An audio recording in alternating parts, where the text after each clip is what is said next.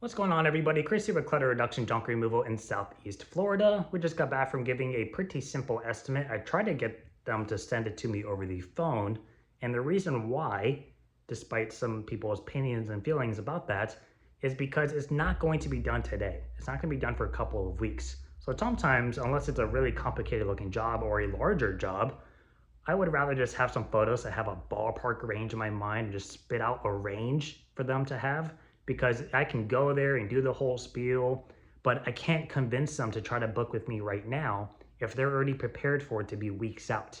So that really takes away the whole in-person sales side. So I would rather just give a price over the phone if I can. But this is one of those jobs where it was pretty easy, but he wasn't sure. He was explaining it to me 100% to what he thought I would understand, even though I had a pretty good idea of what it was, and I was right. So I went over and took a look at it. Basically, it's a king size canopy bed with a backsplash of furniture, and I'll throw up a picture and kind of explain that.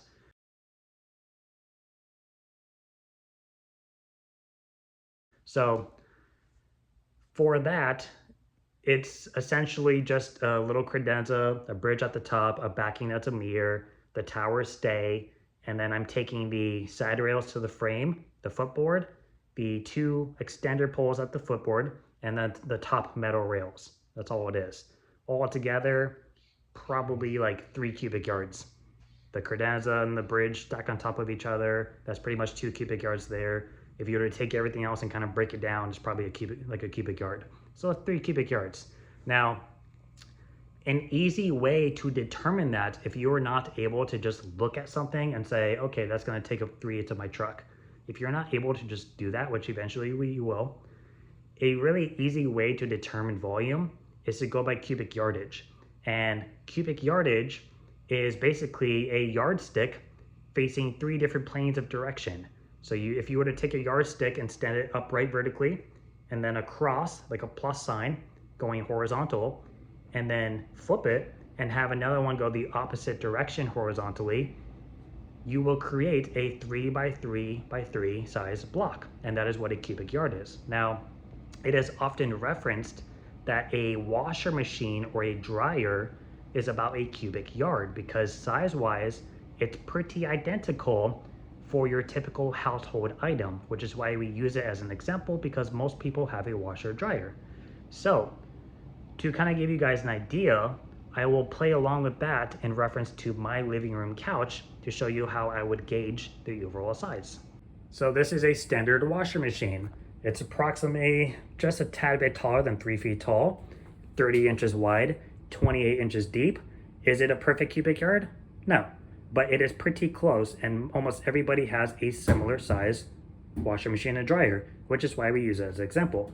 Now, for this couch, if I were to line this washer machine up next to it, I would look at this and say, okay, the couch is about 3 feet deep. It's about 30 inches tall. And lengthwise, I say, okay, here's the start. Here's 1 washer machine. Here's 2 washer machines. Here's 3. So I know, okay, this couch is 3 cubic yards. So for example, my trailer, which is 14 feet long, 6.5 feet wide with 5-foot sides, is pretty much 17 cubic yards. Now, I charge it as 16 cubic yards because I account for the fact I always have equipment back there. So every quarter of a truck for me is 4 cubic yards. So if I look at this couch and I know, okay, this couch alone is 3 cubic yards, I know it's not 1/8 of a truck, and I know it's not quite a quarter of a load. So what I may do is I might come down 40, 50 bucks for what my quarter truck price is. Now, let's say while you were there, here's a quick upsell tip. If they're only taking the couch, you could say, so you're pretty close to a quarter of a truck, but you're not quite there. If you have anything else throughout the house you want to add on to it, we can push you up to that bracket, whereas in the future, we would have to come back and it would be a minimum charge all over again. So this is like a $50 difference versus 125. And that could be a good upsell strategy if you're ever in that situation.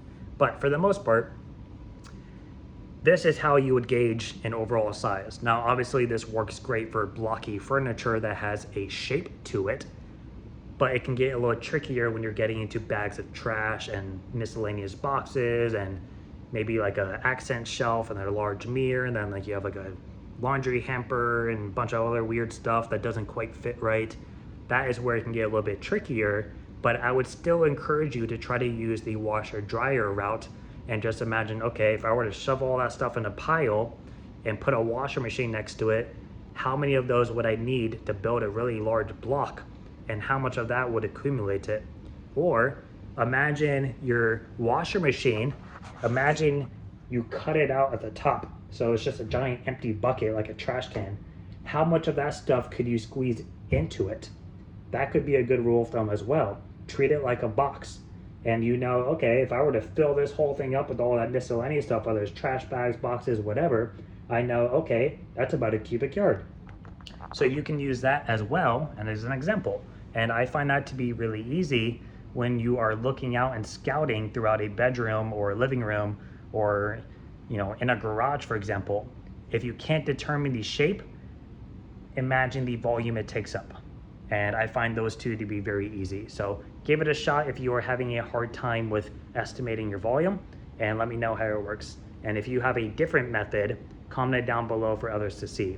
I do a few different strategies. I'm pretty good to the point where I can just look at something and say, okay, it's gonna take up a quarter of my truck. Because I deal with so much furniture and household clutter, I deal with that more than anything else. I just know roughly how much these different pieces take up because I know how I'm gonna stack it and I know how it's gonna fit. But if you aren't capable of doing that, stick with something simple, and as you get better, you can start to adjust your strategy. So hopefully that helps. I will see you guys next time. Bye.